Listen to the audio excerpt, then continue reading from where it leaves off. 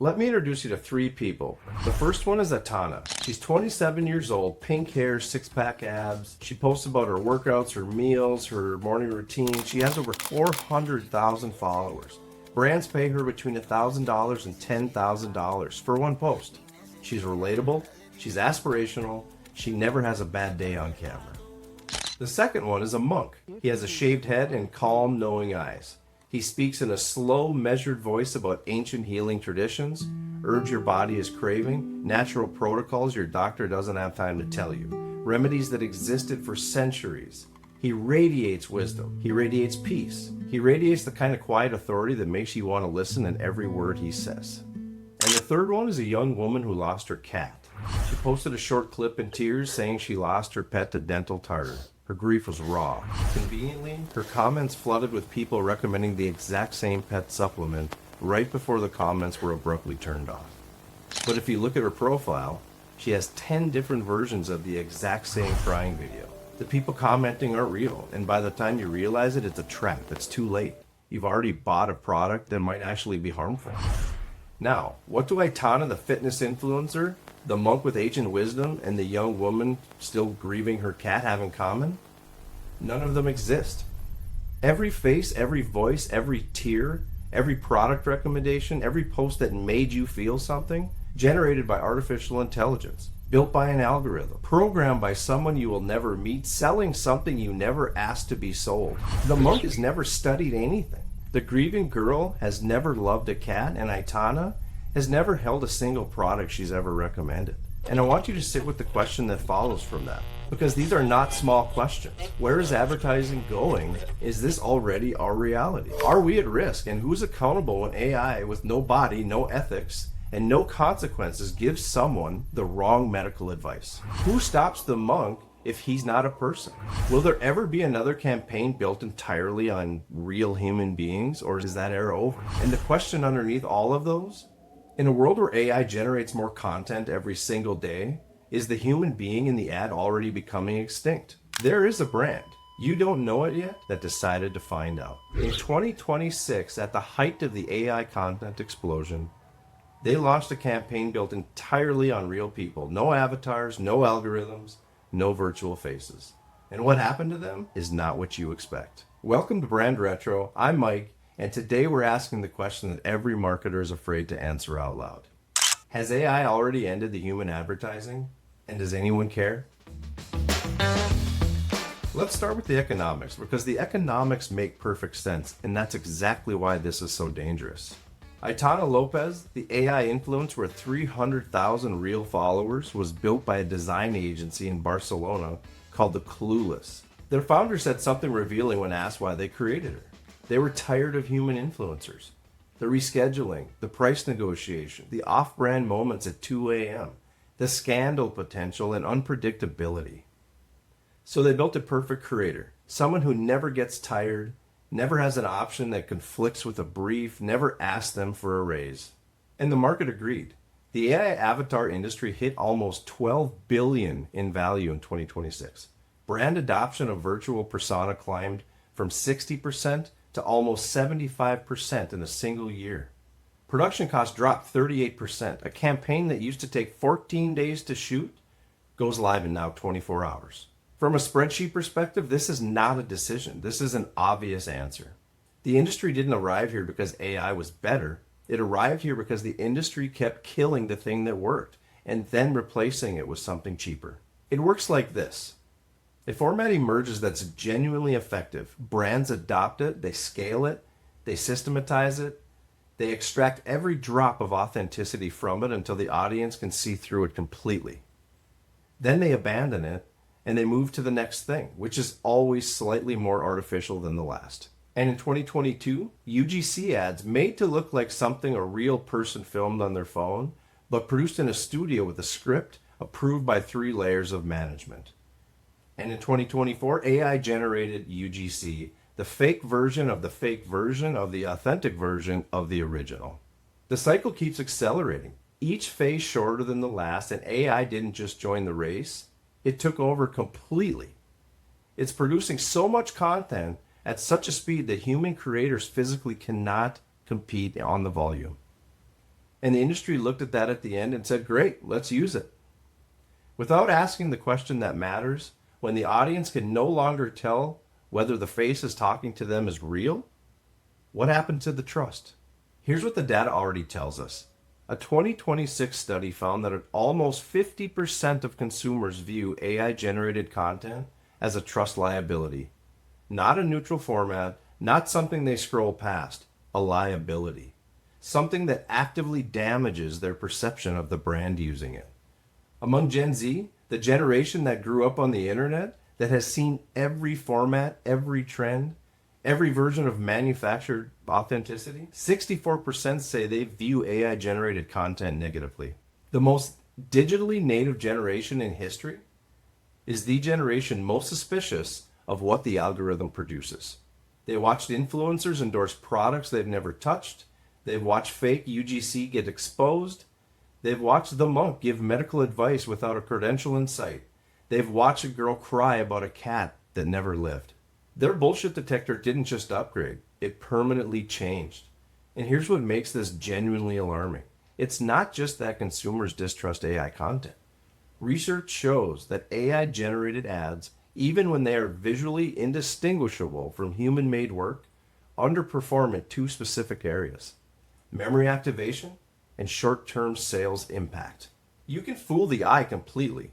Something in the brain still knows. In 2026, an estimated 4.8 billion was lost to influencer fraud, fake engagement, AI-generated reviews, content that converted no one because it connected with no one. The industry spent billions researching people who were essentially inoculated against their messages. This is not a targeting problem. This is not a creative problem. This is what happens when the machine laps the last person in the room. Now, let me tell you about that brand. The one that decided in 2026, at the height of the AI explosion, to do the thing everyone said was obsolete. The brand is called 66 Degrees North. They were founded in Iceland in 1926. 100 years of real winters, 100 years of fishermen, farmers, search and rescue workers, and ordinary people who don't care how a jacket looks on the grid. They care whether it keeps them alive when the temperature drops to -20 and the wind comes from the North Atlantic.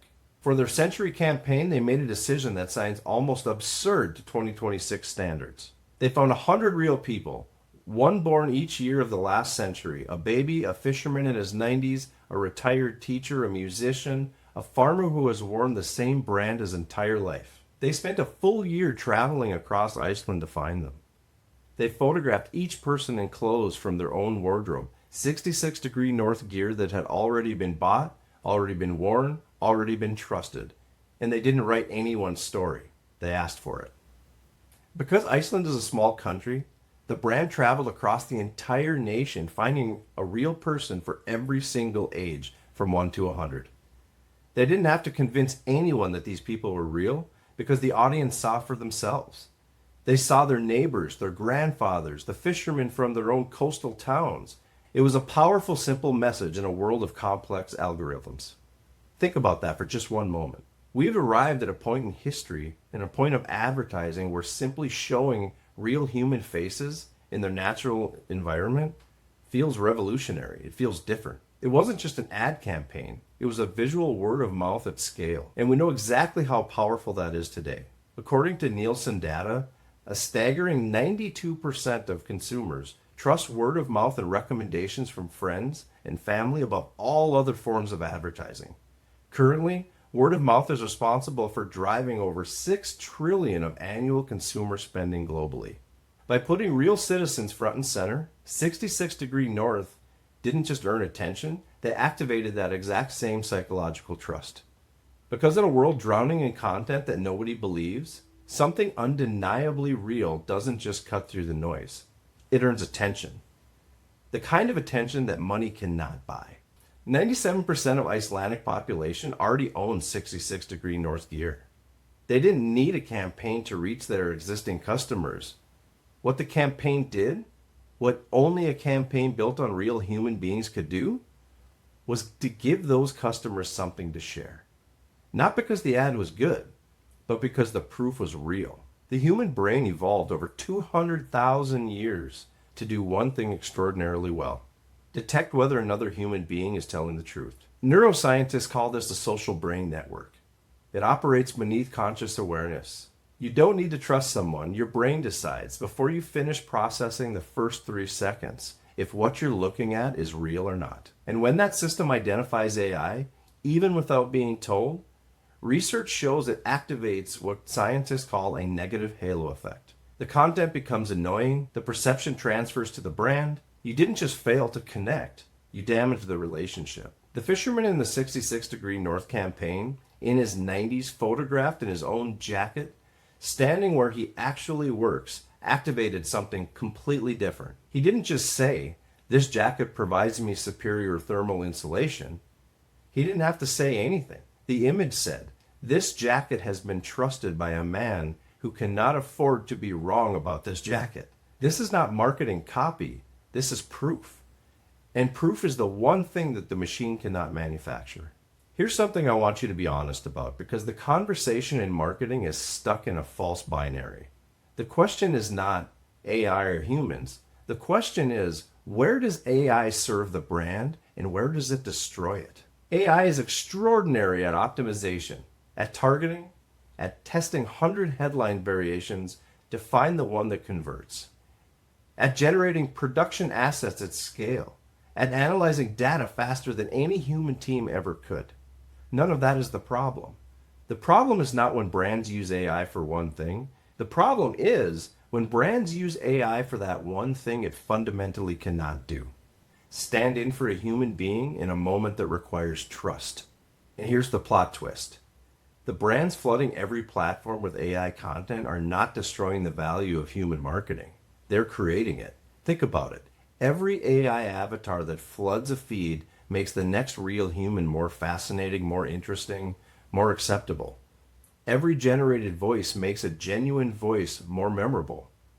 Every manufactured emotion makes an authentic one look powerful. Scarcity is the value. And the AI explosion is making human content the rarest thing in advertising. A 2024 Nielsen study found that word of mouth still drives 20 to 50% of all purchasing decisions. More than any other channel, real people talking to real people, in person in a Reddit thread, in an Instagram story, in a text to a friend, not an avatar, not a monk who has never studied anything, not a girl who never even owned a cat. The brands winning in 2026 are not the brands that replace their human creators with AI. The brands winning are the ones using AI to find, amplify, and distribute human truth faster. There is a difference, and that difference is everything. Here are 3 things you can do this week. Number 1, audit your last 10 pieces of content. Ask yourself, could a machine have made this? If the answer is yes for most of them, your audience already knows. Something in their brain is already disengaged. Number 2, find your 97%. 97% of Iceland already owns 66 Degrees North before the campaign even launched. Who in your customer base chose you and stayed? Not because of an ad, but because of something real. Those people are your most powerful marketing asset. Most brands have never asked them to even say a single word. And before I tell you about number 3, let me say something to whoever found this episode today. If you've been nodding along, if something in this episode has landed differently than your typical marketing podcast, I want you to hit that subscribe button now. Every week on Brand Retro, we come to this exact same intersection.